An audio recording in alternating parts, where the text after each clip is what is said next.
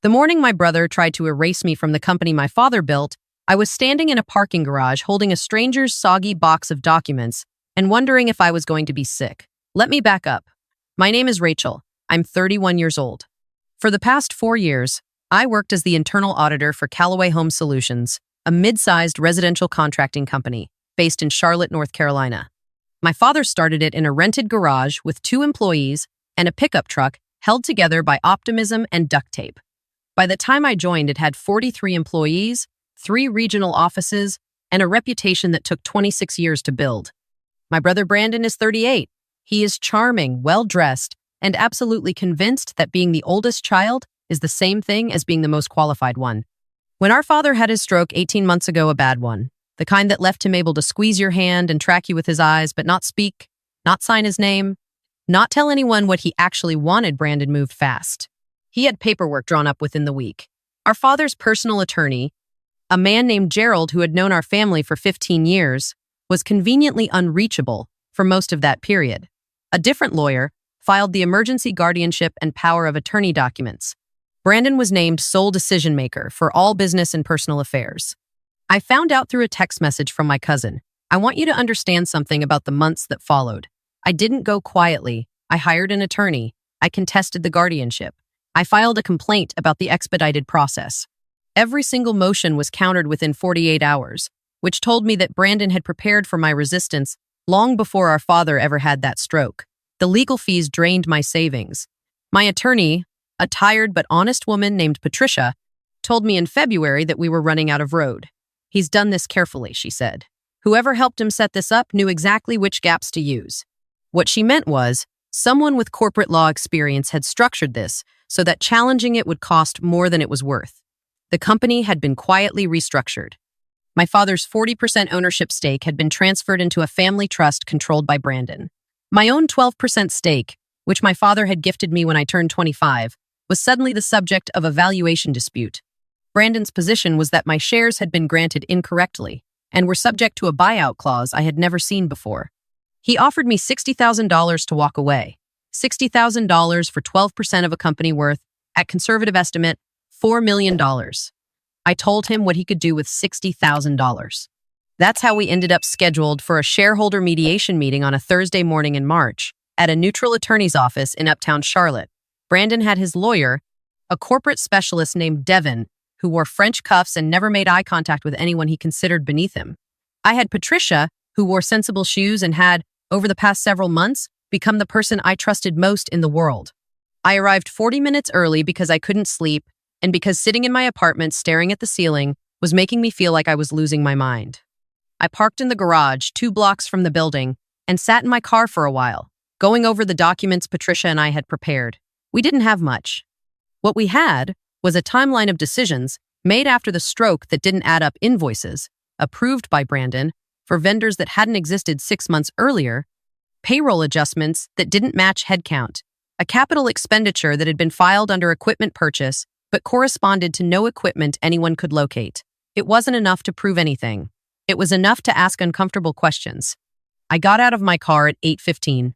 The parking garage elevator was broken, which is how I ended up taking the stairs and coming out at ground level directly behind a man who was struggling with a very large, very wet cardboard box. It was raining. One of those cold March rains that comes sideways. The man was older, I'd guess, mid-60s, with white hair plastered to his forehead and a canvas jacket that had lost the battle against the weather approximately 10 minutes ago. The box he was carrying had begun to buckle at the bottom. I watched one corner fold completely and grabbed it from underneath without really thinking. "I've got it," I said. He looked at me with the specific expression of someone who wants to decline help, but is also watching their box dissolve. "I can manage." "You really can't," I said. "Where are you going?" He hesitated. "Hargrove Building, 12th floor." I stared at him. "That's where I'm going." He studied me for a moment with sharp gray eyes that seemed slightly at odds with the rest of his disheveled appearance. "What business do you have there?" It was a strange question from a stranger. "Mediation," I said. "Callaway Home Solutions." Something shifted in his expression. Not surprise exactly. Something more like recognition. "I see," he said quietly. "Well, I suppose we're going the same direction." We walked the 2 blocks in the rain, me holding the bottom of his box, him steering from the top. He didn't offer his name. I didn't ask. We were both wet and focused on not dropping whatever was in the box, which felt like it contained books or binders or possibly a small library. In the elevator, he looked at me sideways. "You're the daughter," he said. It wasn't a question. I looked at him. "How do you know that?" "You have your father's eyes," he said, and his jaw. Daniel Calloway was a very stubborn man. My chest did something complicated. My father was. He said it in past tense and then seemed to catch himself. "He's still alive," I said, more sharply than I meant to. "I know," he said. "I meant he was stubborn before. I imagine he still is. Stubborn people don't stop." He looked at the elevator doors. The stroke doesn't change what he intended. I didn't know what to say to that. The doors opened at 12. The receptionist at the mediation firm directed us to a waiting area. Brandon was already there with Devin, who was reviewing something on his phone with the focused energy of a man billing $400 an hour. Brandon looked up when I walked in. His gaze moved to the man beside me, registered nothing in particular, and moved back to his phone. Then the man set his box down on the waiting room table with a soft thud, straightened up, and pushed the wet hair back from his forehead. And something in the geometry of the room changed. Devin looked up from his phone. Brandon's eyes moved back to the man, stayed there. "Good morning," the man said pleasantly. He was looking at Devin. "I don't believe we've met in person. I'm Edmund Hartley." The sound Devin made was not a word. It was the sound a person makes when the floor drops out from under them and they're trying to pretend it didn't. Edmund Hartley. I know that name now. At the time, in that waiting room, I did not. What I understood was that my brother's very expensive lawyer had gone the color of old chalk, and that whatever was happening was not part of anyone's plan, at least not Brandon's plan. Let me tell you what had been happening for the 4 months I didn't know about. When Patricia told me we were running out of road, she wasn't wrong about my options. What she didn't know, what I didn't know, was that someone else had been watching the situation with Callaway Home Solutions long before I started fighting it. Edmund Hartley had been my father's original business partner. Not a partner, in the formal sense, not on the incorporation documents, not in any agreement that Brandon would have found when he went through my father's files. 27 years ago, my father was trying to get the company off the ground and couldn't qualify for the loan he needed. Edmund, who was then a corporate attorney in his 40s, had quietly guaranteed the loan with his own credit. No paperwork that created a legal obligation, just a handshake and a conversation that my father apparently talked about privately for the rest of his life, though he'd never mentioned it to me. My father had repaid Edmund within 2 years, but they'd stayed in contact. Occasional dinners, phone calls, a standing Christmas card. Edmund had watched the company grow from a distance, with what he described to me later as genuine affection. When the news about the stroke circulated through the small, interconnected world of Charlotte business, Edmund started paying attention. He had retired from his firm by then. He had time to read documents, and he had, through a lifetime of corporate law practice, the particular skill of knowing when something doesn't add up. He'd been building his own file for 4 months, quietly, without telling anyone, including me, because he wasn't sure yet what he had, and because he understood, better than most, that you don't show your cards before you know what game is being played. What he had, in that soggy cardboard box, was a paper trail. The vendor invoices Brandon had approved after the stroke corresponded to 2 LLCs registered in Delaware, both formed in the 14 months before my father's stroke. Both traced, through layers of registered agents and nominee directors, to a property management company that shared an address with a personal holding company in Brandon's wife's maiden name. The capital expenditure filed under equipment purchase was a wire transfer. The wire went to an account in the name of one of the Delaware LLCs. Edmund had the bank routing records through a financial forensics contact.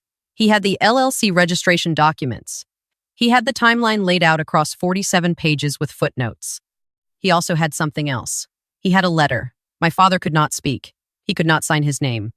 But about 3 weeks after the stroke, when he had stabilized enough to be moved to a rehabilitation facility, he had been visited by Edmund. They'd spent an afternoon together. My father had communicated in the way he'd been learning, slowly, painstakingly, letters on a board. It had taken most of the afternoon to produce 2 sentences. Edmund had photographed the letterboard. He had it notarized by a notary who had been present in the room. He had a statement from 2 nurses who witnessed the communication. The 2 sentences my father spelled out were, "Brandon is lying. Rachel knows the numbers." I did not know any of this when I walked into that waiting room. I did not know it when I sat down across from my brother and watched his lawyer fail to compose himself. I did not know it when the mediator opened the session and Devin requested a 10-minute recess before we'd been in the room for 4 minutes. What I knew was that the man I'd helped with a box in the rain was watching my brother with the calm, patient expression of someone who has been waiting a long time for a specific moment and has finally arrived at it. Brandon requested the recess. He and Devin stepped into the hallway. Through the glass partition, I could see Devin talking at a low, rapid pace, his hands moving. Brandon stood very still. He had the expression of a man calculating how bad something is, and finding the calculation keeps coming out worse than expected. They came back in after 12 minutes. Devin's opening position had changed entirely. The buyout offer, the valuation dispute, the questions about how my shares had been granted, all of it was, he said, perhaps something that could be revisited. He used the word revisited 4 times in 3 minutes. He suggested that the parties might benefit from a brief adjournment to allow for more comprehensive document review. Edmund opened his box. I think, he said quietly, that we can skip the adjournment. What followed was 3 hours that I will spend the rest of my life trying to describe accurately to people who ask me what happened. Edmund walked through the documents with the unhurried precision of a man who has spent 40 years in rooms like this and knows exactly how much silence to put between each piece of information. The vendor invoices, the LLCs, the wire transfer, the timeline. When he got to the letterboard, photographed my father's words, letter by letter, witnessed and notarized Brandon's attorney, put his pen down on the table and did not pick it up again. Brandon looked at me once during that 3 hours. Just once. It was somewhere around the 2-hour mark, after the third LLC connection had been established. He looked at me the way people look at something they underestimated, which is a very specific kind of look. It has embarrassment in it, and anger, and underneath both of those, a grudging acknowledgement that they should have seen this coming.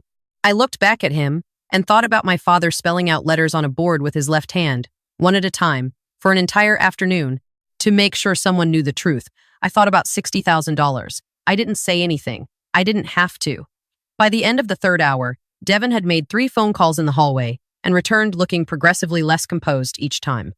The mediator, a quiet woman named Sandra, who I think had seen a great many things in her career but possibly not quite this, had stopped attempting to steer the conversation and was simply documenting. Brandon did not confess. He is too careful for confession. What he did was agree, through Devin, to an independent forensic audit of Callaway Home Solutions financials for the past 24 months, to be conducted by a firm selected jointly. He agreed to a suspension of the disputed share valuation pending that audit. He agreed to restore my access to the company's internal systems, which had been revoked 6 weeks earlier under a pretext I'd never fully believed. He agreed to all of it in the flat, careful language of a man who is buying time. But buying time is different from winning. I had learned that in the 18 months of losing. Patricia squeezed my hand under the table when the last agreement was signed. The forensic audit took 11 weeks. I won't walk you through all of it because some of it is still part of active legal proceedings, and Patricia has opinions about what I should say publicly. What I will tell you is that the 2 Delaware LLCs accounted for $412,000 in payments from Callaway Home Solutions over 22 months. What I will tell you is that the equipment that was never purchased was not the only equipment that was never purchased. What I will tell you is that one of the audit firm's findings was referred to the district attorney's office, and that my brother is currently navigating a process that will take years and will not end in a way he finds comfortable. The guardianship over my father was revisited by the court, with Edmund providing a statement about the circumstances of its original filing and the evidence about my father's expressed wishes. It was modified. My father now has a professional guardian overseen by the court, and I have approved visitation rights and involvement in his care decisions that were restored in writing. He is still in the rehabilitation facility. He still can't speak. But 3 weeks after everything changed, I went to see him on a Sunday afternoon, and I told him what had happened. I told him about Edmund in the rain with the dissolving box. I told him about 3 hours in a mediation room. I told him about Brandon's face when the third LLC connection landed on the table. I watched his eyes while I talked. He tracked every word. When I finished, he lifted his left hand slowly, with effort, and he gave me a thumbs up. That was enough. That was more than enough. I've thought a lot about what Edmund said in the elevator, that stubborn people don't stop. I've thought about my father on a letterboard, using every bit of energy he had to spell out 2 sentences for a man he trusted, just in case those sentences turned out to matter. They turned out to matter. Here's what I know now that I didn't know 18 months ago. People who want to take what isn't theirs are counting on you to be tired. They're counting on the legal fees and the delays and the reversals to wear you down to the point where $60,000 sounds like relief instead of insult. They build their whole strategy on your exhaustion. What they don't plan for is someone else in the room who isn't tired, someone who has been watching from a distance, building something carefully, waiting for the right moment. Someone you helped with a box in the rain without knowing why it would matter. My father used to say that how you treat people when there's nothing in it for you is the only honest data point you have about your own character. He said it to me when I was 12, about something small and forgotten. I've carried it for 19 years without knowing I was going to need it. I needed it on a rainy Thursday morning in March in a parking garage in Charlotte, when I grabbed the bottom of a stranger's box because the alternative was watching it fall apart on the sidewalk. The company is still operating. 43 employees, 3 regional offices, a reputation that took 26 years to build and survived barely, but survived. I'm back in my role, overseeing the audit process. It's slower and harder and more complicated than it sounds in a summary. There are days when the weight of what the next few years will involve sits on my chest like something physical. But my father spelled my name on a letterboard when he couldn't do anything else. He spelled it letter by letter and said, "She knows the numbers. He wasn't wrong, and I am not done." If you've ever sat across a table from someone who was certain they'd already won, I want you to know that certainty is not the same as being right. It never was. Keep your documents, keep your timeline, know your numbers. And if a stranger is struggling with something heavy in the rain, stop and help them. You never know who's in the box.